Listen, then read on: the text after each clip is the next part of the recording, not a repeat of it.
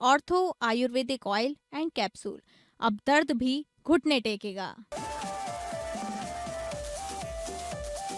CM योगी ने कहा 9 साल में डर का क्षेत्र बना विकास का प्रतीक। यूपी आज निवेश के लिए पूरी तरह तैयार। महोबा में अजय राय को पीएम पर टिप्पणी पर पड़ी महंगी। कांग्रेस प्रदेश अध्यक्ष समेत 30 के खिलाफ एफआईआर, बिना अनुमति भीड़ जुटाने पर केस दर्ज।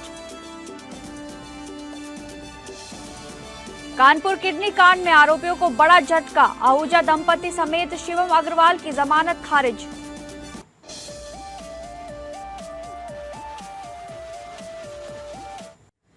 नमस्कार, आप सभी का बहुत बहुत स्वागत है इस बुलेटिन में। मैं हूं आपके साथ शालिनी राणा। शुरुआत करेंगे बुलेटिन की।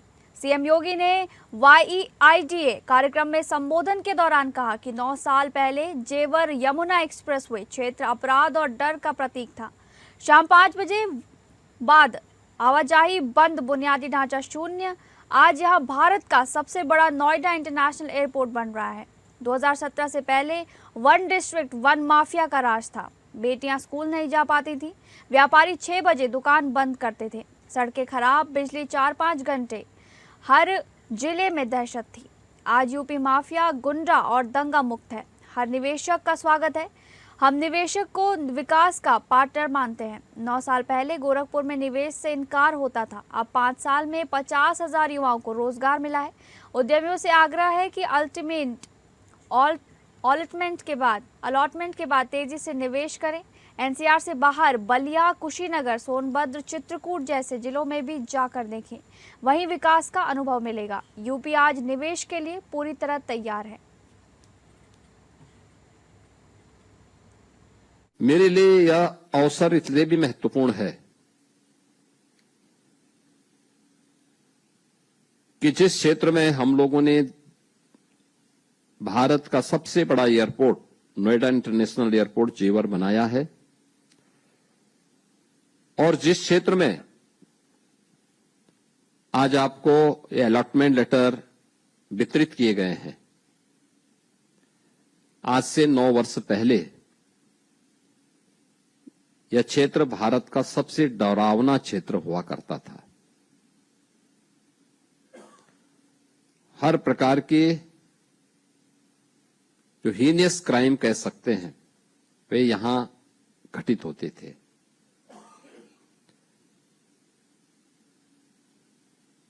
शाम को 5-5:30 बजे के बाद आवागमन बंद हो जाता था। वहां की कुल लाइफ सूर्योदय से लेकर के सूर्य अस्त के बीच में हुआ करती थी, और उसमें भी कोई इंफ्रास्ट्रक्चर नहीं था। अगली खबर, 19वें रोजगार मेले के अंतर्गत प्रधानमंत्री नरेंद्र मोदी ने वीडियो कॉन्फ्रेंसिंग के माध्यम से 51,000 से अधिक नवनियुक्त युवाओं को नियुक्ति पत्र वितरित किए। देश भर में 47 स्थानों पर आयोजित रोजगार मेला राजधानी लखनऊ में इंदिरा गांधी प्रतिष्ठान में लगा, जहां केंद्रीय राज्य मंत्री BL वर्मा ने नवनियुक्त उम्मीदवारों को नियुक्ति पत्र सौंपे। लखनऊ में कुल 312 युवाओं को सरकारी सेवा का मौका मिला, जिसमें सबसे बड़ी संख्या भारतीय रेलवे के 198 उम्मीदवारों की रही। सरकारी आंकड़ों पर नजर डालें तो रोजगार मेला शुरू होने के बाद से अब तक 18 मेलों के जरिए देश भर में लगभग 12 लाख से अधिक नियुक्ति पत्र जारी किए जा चुके हैं। 19वें मेले में चयनित युवा गृह मंत्रालय, स्वास्थ्य एवं परिवार कल्याण मंत्रालय, वित्तीय सेवा विभाग और उच्च शिक्षा विभाग जैसे महत्वपूर्ण मंत्रालयों में अपनी सेवाएं देंगे।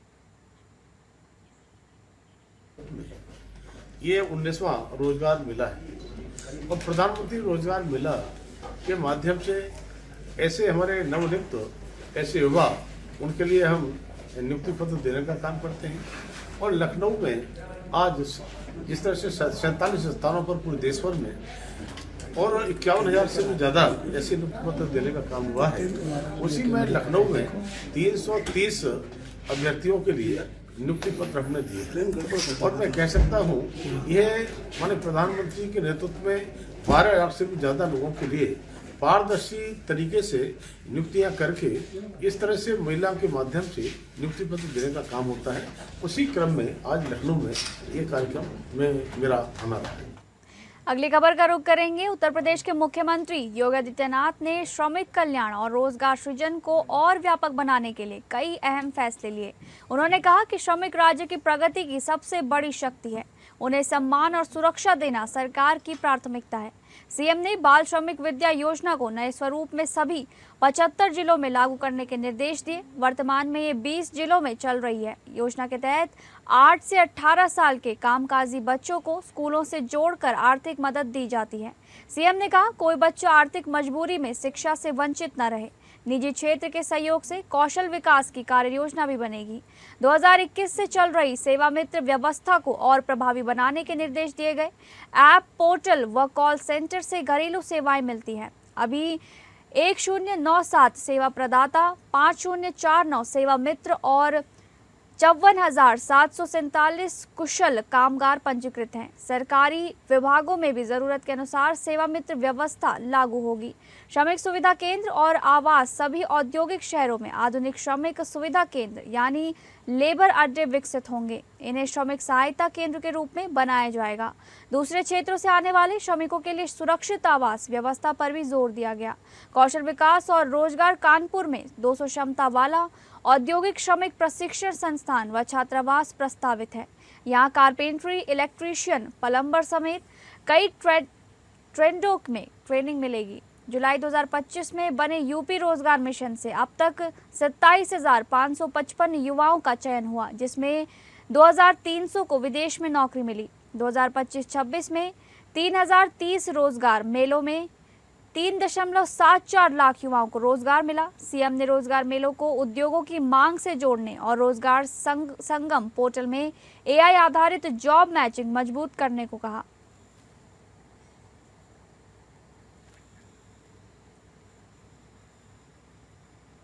अगली खबर, आगामी विधानसभा चुनाव के लिए समाजवादी पार्टी यानी कि सपा ने इंडिया गठबंधन के मौजूदा और संभावित दलों के लिए स्पष्ट संदेश दे दिया है। पार्टी सूत्रों के अनुसार गठबंधन में शामिल किसी भी दल को केवल उन्हीं प्रत्याशियों को उतारने की अनुमति दी जाएगी जो जिताऊ हों और जिनका अपने संबंधित क्षेत्रों में मजबूत व्यक्तिगत जनाधार हो। ये कदम आगामी चुनाव में पार्टी की जीत सुनिश्चित करने की रणनीति का हिस्सा है। समाजवादी पार्टी का मानना है कि गठबंधन की सफलता इस बात पर निर्भर करती है कि मैदान में उतारे गए उम्मीदवार कितने प्रभावी हैं। इसलिए कांग्रेस सहित अन्य सहयोगी दलों को ये स्पष्ट कर दिया गया है कि वे जिन सीटों पर चुनाव लड़ना चाहते हैं उन पर अपने प्रत्याशियों के नाम और उनकी जीत की संभावनाओं का विवरण पहले प्रस्तुत करना होगा। सपा नेतृत्व इस ब्यौरे की समीक्षा करेगा और केवल उन्हीं उम्मीदवारों को हरी झंडी देगा जिनके बारे में पार्टी को पूर्ण विश्वास होगा कि वे चुनाव जीत सकते हैं। पार्टी सूत्रों का कहना है कि चुनावी राजनीति में व्यक्तिगत आधार और जमीनी पकड़ का महत्व सर्वोपरि है। जिन उम्मीदवारों की जनता से सीधी पकड़ होती है और जो अपने क्षेत्र की समस्याओं से भली भांति परिचित होते हैं, वे दमदारी के साथ चुनाव लड़ते हैं। सपा ने ऐसे ही उम्मीदवारों को प्राथमिकता देकर सत्ता तक पहुंचने की रणनीति बनाई है। ये नई नीति सीट बंटवारे की प्रक्रिया को भी प्रभावित करेगी। सपा केवल उन्हीं सीटों को अन्य दलों को आवंटित करेगी जिनके लिए वो उनके द्वारा प्रस्तावित उम्मीदवारों की योग्यता से संतुष्ट होगी। ये सुनिश्चित करेगा कि गठबंधन के भीतर किसी भी सीट पर कमजोर उम्मीदवार को खड़ा करके जीत के अवसर को व्यर्थ न किया जाए। सपा अध्यक्ष पहले ही कह चुके हैं कि इंडिया गठबंधन के तहत सीटों का बंटवारा उनकी पार्टी ही करेगी।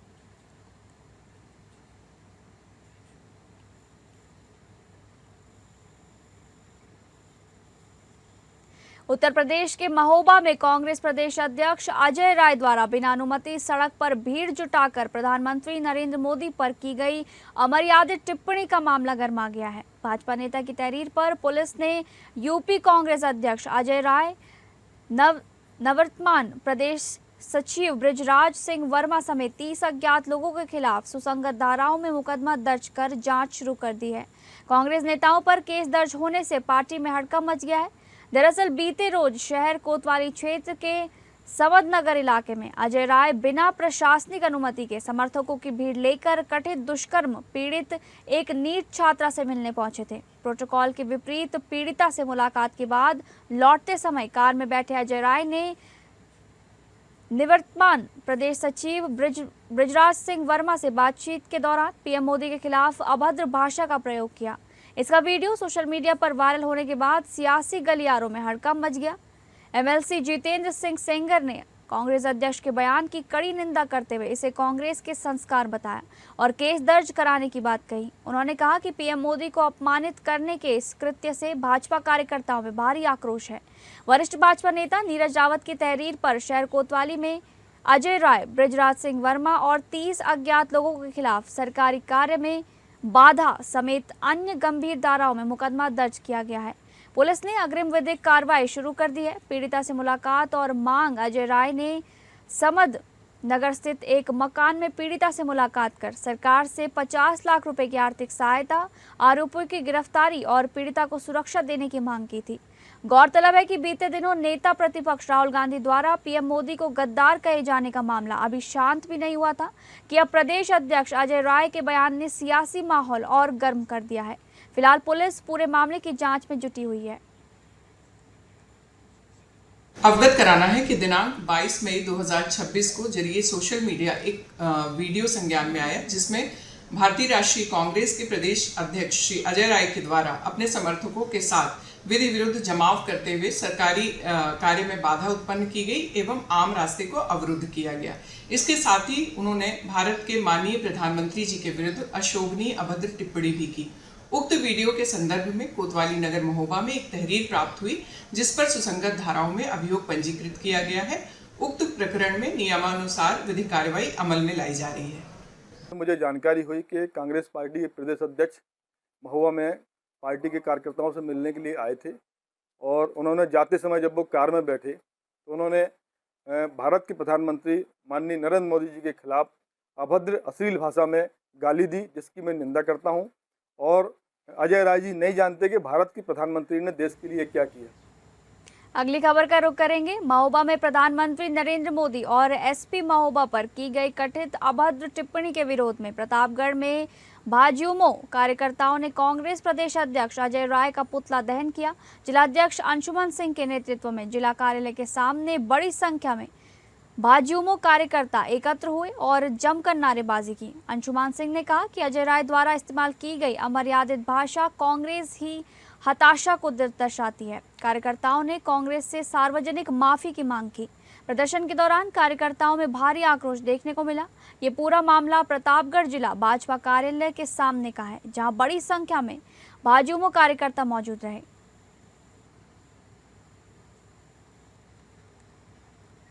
ब्रेक के बाद आपका फिर से स्वागत है इस बुलेटिन में। खबरों के सिलसिले में आगे बढ़ेंगे। कांग्रेस के राष्ट्रीय सचिव सत्यनारायण पटेल आज अयोध्या पहुंचे, जहां उन्होंने 2027 के विधानसभा चुनाव की तैयारियों को लेकर मीडिया से बातचीत की। इस दौरान उन्होंने केंद्र सरकार और प्रधानमंत्री नरेंद्र मोदी पर जमकर निशाना साधा।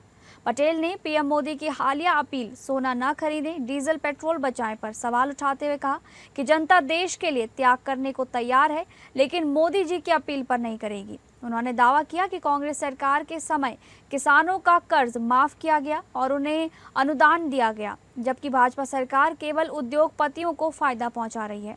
उन्होंने आरोप लगाया कि भाजपा चुनाव के समय अपनी रैलियों में सरकारी पैसे का इस्तेमाल करती है। पटेल ने मांग की कि प्रधानमंत्री और भाजपा शासित राज्यों को पहले खुद सरकारी खर्चों में कटौती करनी चाहिए।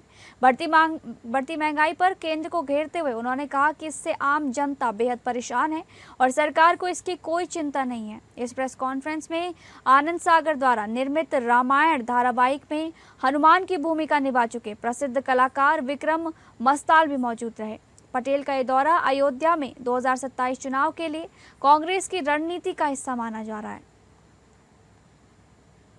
मुद्दा महंगाई, बेरोजगारी, इकोनॉमिक्स और जो वादे प्रदेश की और देश की सरकार ने किए वो धोखा दिया। किसानों की दुगनी आय की बात की थी, मिनिमम सपोर्ट प्राइस, धान की व्यवस्था, सारी व्यवस्था चौपट है। और ये पूरा मीडिया जगत जानता, आम व्यक्ति जानता, दिन प्रतिदिन आय कम होती जा रही है।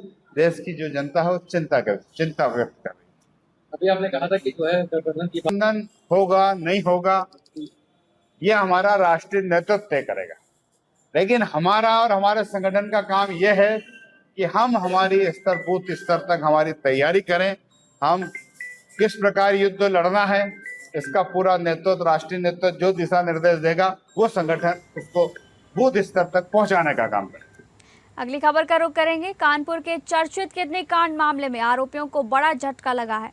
अवैध किडनी ट्रांसप्लांट के आरोप में जेल में बंद आहूजा अस्पताल के संचालक डॉक्टर सुजीत आहूजा, डॉक्टर प्रीति आहूजा और उनके करीबी सहयोगी शिवम अग्रवाल की जमानत अर्जी माननीय न्यायालय ने खारिज कर दी है।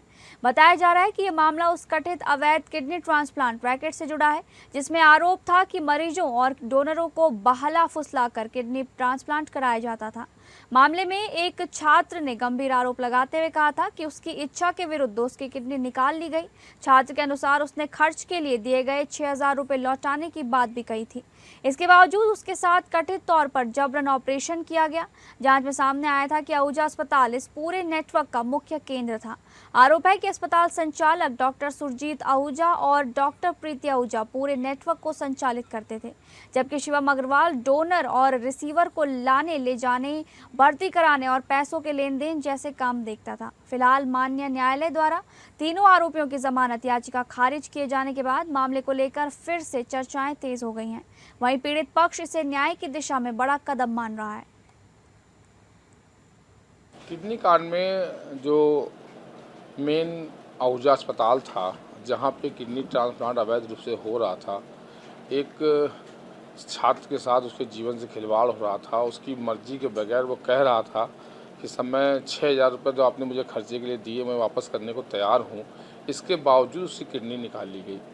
तो उस कांड में जो मेन रोल था वो आहूजा अस्पताल था। उसके जो मालिक थे डॉक्टर सुरजीत आहूजा और डॉक्टर प्रीति आहूजा, और उनका खास व्यक्ति जो वैन चलाता था, जो डोनर को और किडनी लगने वाले रेसिपिएंट को ले जाने लाने का काम, उनको फंसाने का काम, उनको एडमिट करने का काम करता था शिवम अग्रवाल।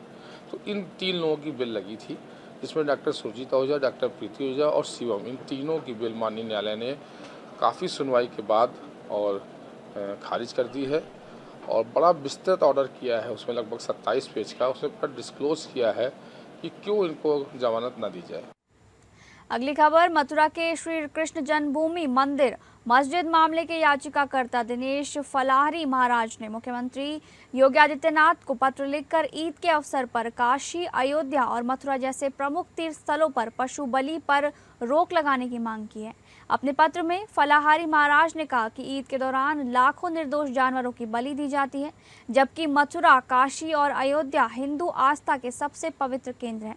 उन्होंने लिखा, अयोध्या भगवान श्री राम की जन्मस्थली है, मथुरा भगवान श्री कृष्ण की जन्मस्थली और काशी भगवान शिव की नगरी है। ऐसे दिव्य स्थलों पर भजन कीर्तन होने चाहिए, न कि पशु बलि जैसी घटनाएं। उन्होंने कहा कि इन पावन स्थलों पर पशु बलि होने से सनातन हिंदुओं की भावनाएं आहत होंगी। मुख्यमंत्री से अपील की गई कि उन्होंने कहा उसमें कि आप ही हिंदुओं के गौरव हैं और आप ही ऐसी मानसिकता को रोक सकते हैं। फलाहारी महाराज ने याद दिलाया कि मथुरा ब्रज क्षेत्र में भगवान श्री कृष्ण ने रासलीला, महारास और माखन चोरी जैसी लीलाएं की थी। ऐसे पावन क्षेत्र में पशु बलि से ब्रजवासियों और देश व विदेश से आने वाले श्रद्धालुओं को गहरी पीड़ा होगी।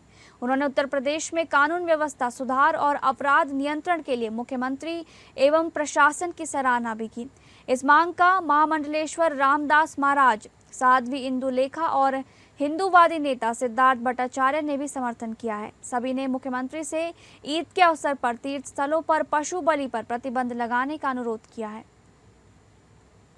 इंदुलेखा वृंदावन से देखिए, अभी एक ईद के उपरांत सभी संतों ने एक मांग की है योगी जी से, और मेरी भी यही मांग है योगी जी से कि जितने भी हमारे तीर्थ स्थान हैं, चाहे अयोध्या हो, काशी हो, मथुरा हो, वहां पर ईद पे कोई भी निर्दोष पशुओं की बलि नहीं होनी चाहिए।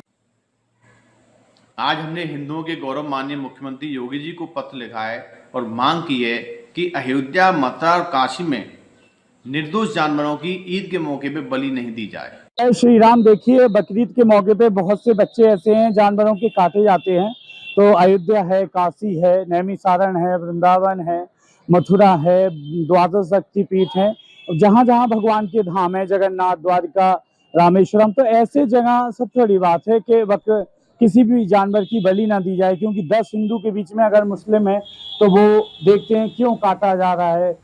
अगली खबर, भाजपा के पंडित दीनदयाल उपाध्याय प्रशिक्षण महाअभियान 2026 के तहत मुरादाबाद में 2 दिवसीय प्रशिक्षण शिविर का शुभारंभ हुआ। कार्यक्रम में कैबिनेट मंत्री चौधरी भूपेंद्र सिंह शामिल हुए। इस अवसर पर भूपेंद्र चौधरी ने कहा कि देश के अधिकांश राज्यों में भाजपा की सरकार है और जहां सरकार नहीं है वहां पार्टी का मजबूत संगठन कार्य कर रहा है। उन्होंने कहा कि भाजपा को अगले 50 साल तक राज्य करने की योजना पर संगठन को काम करना होगा। भूपेंद्र चौधरी ने जोर देकर कहा कि भाजपा विचारधारा के आधार पर चलने वाला राजनीतिक दल है। यहाँ राजनीतिक विरासत के आधार पर कार्य नहीं किया जाता है। प्रशिक्षण महाअभियान का उद्देश्य कार्यकर्ताओं को पार्टी की नीतियों और विचारधारा से और मजबूती से जोड़ना है। कांग्रेस के लोग जिस प्रकार से जनता ने कांग्रेस को नकारने का काम देश की जनता ने किया है, ये लोग कहीं ना कहीं कांग्रेस आज देश में मरासन की ओर है और कांग्रेस अपने अंतिम सांस गिन रही है। तो इस प्रकार की बयानबाजी करके ये लोग एक नेगेटिव एजेंडा फैलाने का काम देश में कर रहे हैं। लेकिन देश की जनता सब जानती है, प्रदेश की जनता सजग है और कांग्रेस के लिए अब कोई संभावना उत्तर प्रदेश में बची नहीं है। और कांग्रेस को जिस प्रकार की बयानबाजी वो कर रहे हैं माननीय प्रधानमंत्री जी के लिए, वो देश की जनता उसका निश्चित रूप से आने वाले चुनावों में जवाब देगी। बरेली की इज्जतनगर थाना पुलिस ने दुष्कर्म के मामले में वांछित आरोपी को मुकदमा दर्ज होने के महज 12 घंटे के भीतर गिरफ्तार कर लिया। ये कार्रवाई महिलाओं और बालिकाओं की सुरक्षा को लेकर चलाए जा रहे मिशन शक्ति फेज 5 अभियान के तहत की गई। पुलिस के अनुसार 22 मई को थाना इज्जतनगर क्षेत्र की एक युवती ने तहरीर देकर आरोप लगाया कि उसके रिश्तेदार राकेश बाबू ने जान से मारने की धमकी देकर कई बार उसके साथ दुष्कर्म किया। शिकायत के आधार पर थाना इज्जतनगर में मुकदमा दर्ज किया गया। मुकदमा दर्ज होने के बाद थाना इज्जतनगर पुलिस ने आरोपी की तलाश शुरू कर दी। पुलिस टीम लगातार दबिश दे रही थी। इसी दौरान मुखबिर की सूचना पर पुलिस ने त्वरित कार्रवाई करते हुए आरोपी राकेश बाबू को गिरफ्तार कर लिया। गिरफ्तारी के बाद आरोपी को विधिक कार्रवाई पूरी कर न्यायालय में पेश किया गया। पूछताछ में आरोपी ने पुलिस को बताया कि वो पीड़िता को पसंद करता था और उसकी पढ़ाई में आर्थिक सहायता भी करता था। आरोपी ने पीड़िता के साथ दुष्कर्म करने की बात स्वीकार करते हुए अपने कृत्य को गलती बताया।